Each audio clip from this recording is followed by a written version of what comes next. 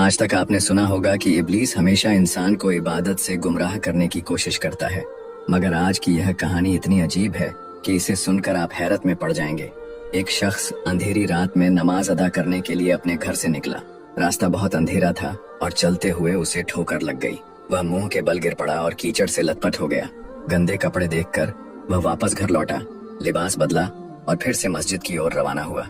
अभी कुछ ही कदम चला था कि उसे दोबारा ठोकर लगी और वह फिर गिर पड़ा, मगर उसकी हिम्मत कम न हुई। वह फिर घर लौटा, कपड़े बदले और एक बार फिर मस्जिद की ओर बढ़ा। इस बार जब वह घर से बाहर निकला तो दरवाजे पर एक अजनबी खड़ा था, जिसके हाथ में एक चमकता हुआ चिराग था। अजनबी चुपचाप उसके आगे आगे मस्जिद की तरफ चल पड़ा। चिराग की रोशनी में इस बार रास्ता साफ नजर आ रहा था और वह बिना किसी मुश्किल के मस्जिद पहुंच गया। मस्जिद के दरवाजे पर वह अजनबी ठहर गया और नमाजी अंदर चला गया। नमाज अदा करने के बाद जब वह बाहर निकला तो देखा कि वह अजनबी अभी भी खड़ा था, मानो उसे घर छोड़ने आया हो। नमाजी को अजनबी पर शक हुआ और उसने उससे पूछा, आप कौन हैं? अजनबी ने जवाब दिया, मैं इब्लीस हूँ। यह सुनकर नमाजी हैरान रह गया और बोला, शैतान मुझे मस्जिद तक कैसे छोड़ने आया? तेरा काम तो लोगों को गुमराह करना है।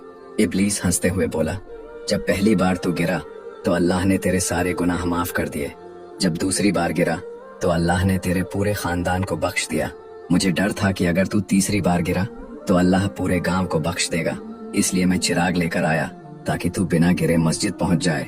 यह सुनकर नमाजी की आंखों में आंसू आ गए। उसने सजदे में गिरकर अल्लाह का शुक्र अदा किया कि उसकी मेहनत और नियत को अल्लाह ने कबूल कर लिया।